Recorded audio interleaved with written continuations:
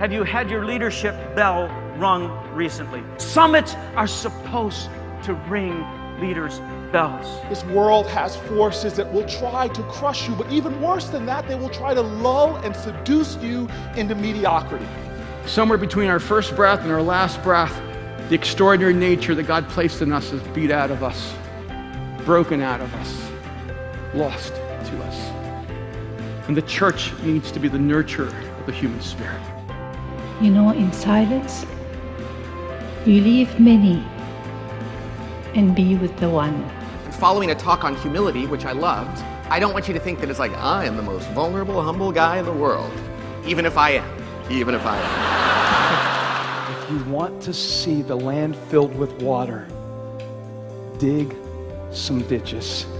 Children cannot go out there and represent their own interests in this. So we, as the adults who know that this system is broken, are going to have to be the ones that stand up and do something about it.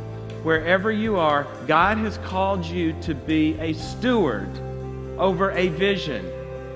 You tell me why your next 5 years couldn't be your best 5. Why go out with a whimper? I mean, why hobble to the end? Why not break the finish line in a full sprint?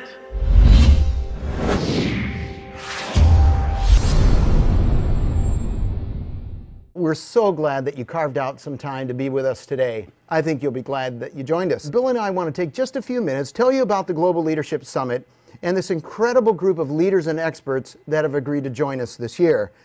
Well, Bill, last year we had a record attendance at the summit, about 150,000 leaders in 476 countries, or actually 476 cities, 82 countries, many languages.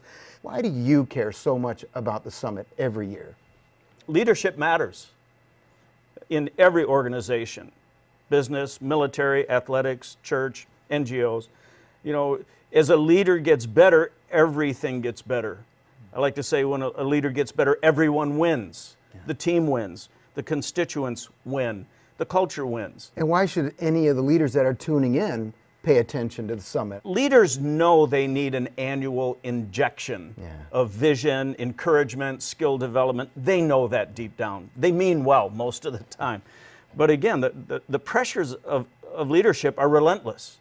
And unless some other leader says, okay, we're going to lift our heads up from what we're all battling every day, and we're going to put a date on a calendar, and then we're all going to come, and we're going to get stirred up, and we're going to have an injection of vision and enthusiasm and skill training so that we get better.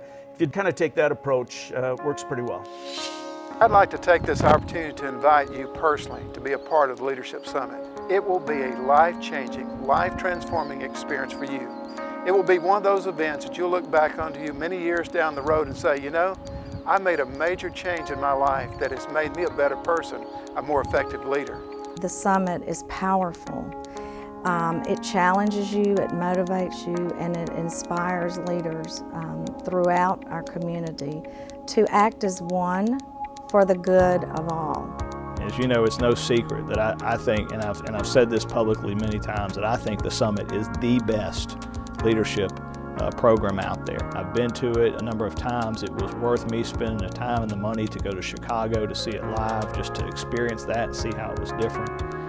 It is by far the best leadership seminar that I've been to. I felt like it was our gift back to the community to get involved in the Leadership Summit, to allow our community to experience the wonderful teaching and the wonderful leadership principles that will be taught at the Leadership Summit, to really and truly add value to the people here in Shreveport and the Bossier area, throughout the Arklatex, that can drive just an hour or so and be here from literally all over the Arklatex and receive exactly the same wonderful training. The simulcast is done so professionally, and in the facility that you have here in Bain Hall with the large screen, I mean, it really feels like it is live. Everybody gets into the atmosphere of the program, and so watching it by simulcast isn't as if you're sitting around a television or huddled around a television. It's really a well-done experience.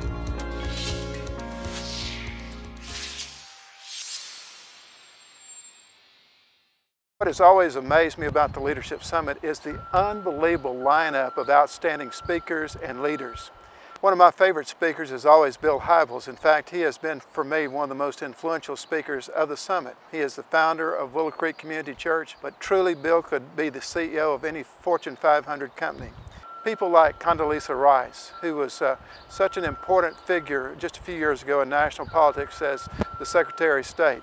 Jim Collins, who is one of the most nationally known business leaders and writers in that particular field. Some other outstanding speakers that we're going to have this year are the following. We have three remarkable leaders that are going to be with us in that first afternoon of the summit. These leaders are bringing justice and rectifying terrible situations of injustice around the world. The first one is a young leader. His name is Mark Kielburger. He co-founded an organization, Free the Children, with his 13-year-old brother, Craig Kielburger.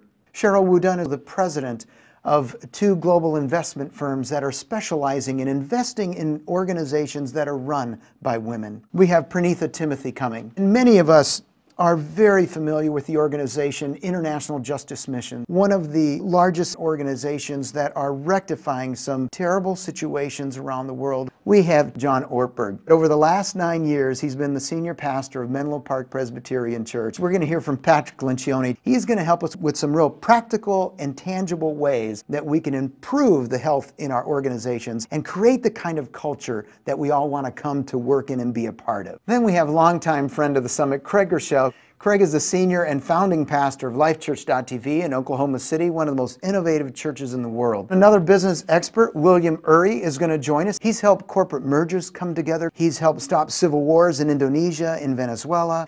He knows something about how to build consensus. And we have Mario Vega joining us. Mario is a senior pastor of one of the largest churches in the world. He's going to talk about how a leader prepares for a tough decision. Jeffrey Canada is going to talk about education reform, highlighted in the movie Waiting for Superman. We have a lot to learn from Jeffrey on how to introduce change when change is needed. You know, from past experience, I know how life-changing these summits can be. I've experienced it in my life. I've seen how it's affected leaders all around the world.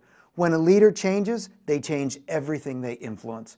So just know there's a team of people who are going to work really hard all around the world, actually, to make these summit experiences as impactful and effective as they can be for you and anyone you might want to invite. Thanks again for joining us.